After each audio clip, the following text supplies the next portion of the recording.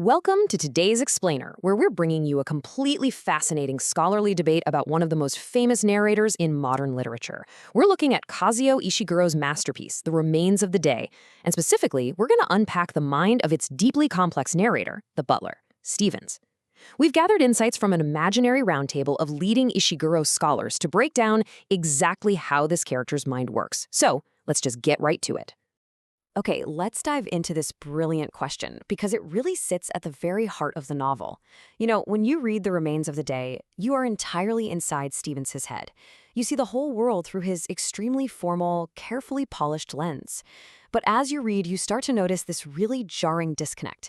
He tells us these incredibly vivid, highly specific details about his past, but his conclusions about what those details actually mean, they feel completely off. So why does he do this? Well, to answer that, we have to talk about how we define an unreliable narrator. We usually assume an unreliable narrator is someone actively trying to trick us, right? A storyteller who gives false information, deceives the reader, or conveniently leaves out the crucial facts. But as we're about to see through the lens of our scholars, Stevens is doing something entirely different. He's not exactly lying in the way we traditionally think about it. The crucial point here is that Stevens actually gives us every painful detail. Scholar Cynthia F. Wong points out that he doesn't hide the evidence at all. He tells us straight up that the housekeeper, Miss Kenton, came into his private room. He tells us about the romantic, sentimental novel he was reading when she caught him. He literally gives us the devastating details of his father dying upstairs while he was working. He gives us the facts. The unreliability comes from how he completely misreads his own emotional reality.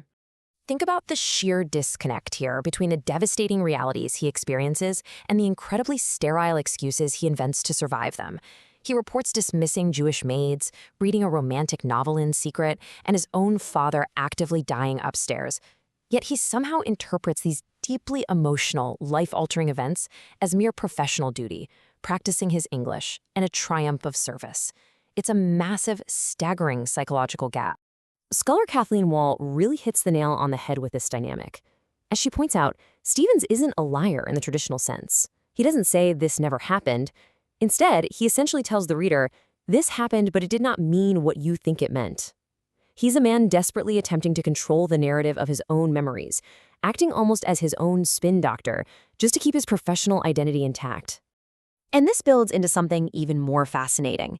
Brian W. Shaffer notes that Stevens acts exactly like a defense attorney answering charges that nobody has even formally made against him. He isn't just passively remembering his life, he is actively building a legal case for it. Was his employer, Lord Darlington, really a great man? Was Stevens right to prioritize work over literally everything else? He is constantly defending his choices. Now, what's incredibly revealing about this defense is Cynthia F. Wong's insight. Stevens continually offers these elaborate justifications before anyone has even asked him to explain himself. I mean, why do you defend yourself against a silent room? Because, as Wong points out, some deep, suppressed part of him already knows the charge exists. He secretly knows the tragic reality and the profound cost of his sacrifices. But we can't just call him a liar. Stephen Connor reminds us that human consciousness is incredibly messy. Dishonesty implies that you hold a stable truth in your hand, and you consciously choose to hand someone a lie instead. Stevens is the ultimate case study of a man holding contradictory forms of knowledge simultaneously. He intellectually knows one thing, emotionally half knows another, and physically just cannot allow himself to connect the two. In fact, if you watch closely as you read, there's a distinct rhythm to his thoughts. Every time he gets too close to a painful emotional realization, we see this precise, almost rhythmic psychological retreat. First, he approaches a dangerous memory, like his feelings for Miss Kenton. Second, you can feel the emotional pressure increasing in the text. Third, right when it's about to boil over, he shifts abruptly into stiff professional language. And finally, he just changes the subject entirely, retreating right back into the safety of his butler persona. Scholar Barry Lewis perfectly captures how Stevens handles trauma with this quote. He turns emotion into procedure. It is such a brilliant distillation of his character. Because if Stevens can take a moment of profound heartbreak or moral compromise and recategorize it as a procedural staffing issue or a debate about what makes a great butler, well, then he doesn't have to actually feel the weight of it. And because Stevens is doing this, Ishiguro essentially forces us, the audience, to become active participants. The reader becomes the detective. We have to perform the emotional labor that Stevens flat out refuses to do. We're forced to read the gaps, the pauses, the stiff social codes. It creates this agonizing but really beautiful intimacy where we wait for Stevens to catch up to the devastating truths we've already figured out about his life. Just look at how this changes the reading experience. A conventional narrator would just hand you the emotional truth. I loved Miss Kenton, but I was afraid. But Stevens never gives us that neat confession. Instead, he hands us fragmented memories of flowers in a vase, an argument over a book, standing outside a doorway, hearing about an engagement, and then abruptly changing the subject to talk about returning to work. We're left to assemble a shattered life that Stevens himself cannot piece together. Which brings us to the ultimate question of his narration. Is he hiding the truth from us, the readers, or from himself?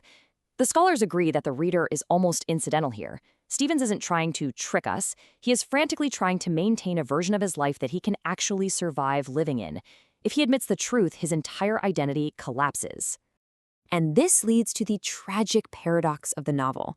Memory protects him because he can constantly revise the meaning of what happened to suit his defense, but memory also completely betrays him because the facts, the raw details, they just keep bubbling back to the surface.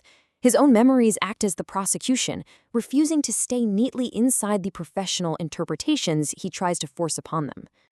So, the absolutely crucial takeaway from this scholarly deep dive into topic 1 is this incredible final verdict from Kathleen Wall regarding the true nature of his unreliability.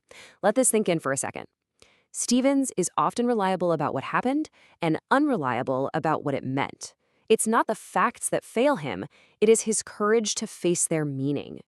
But once we realize his memory is functionally perfect, we're left staring at an even darker, more complex mystery.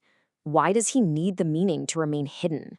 Why is the emotional truth so dangerous to him that he would literally sacrifice his own happiness just to avoid it? Well, to answer that, we have to look deeper. We've literally only scratched the surface of topic 1 today, looking at his reliability as a narrator. But to truly understand Stevens, this imaginary panel of leading scholars goes on to dismantle his core concept of dignity, his complicity in dark political affairs leading up to World War II, and his symbolic connection to a fading British Empire. If you want to find out if this obsession with dignity is a virtue or a defense mechanism, if he's actually guilty of enabling fascism, or if his tragic ending offers any real freedom, you absolutely need to explore the rest of this debate. Topics 2 through 5 completely reframe the entire book.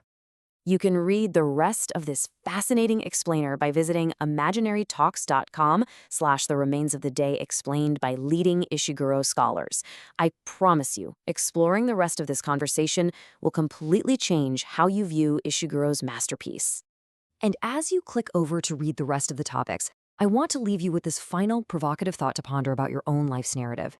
We can see Stevens' self-deception so clearly on the page, but how much of our own lives are we explaining away right now? Are we hiding behind our own professional language and routines? And will we recognize it before only the remains of the day are left? Think about it.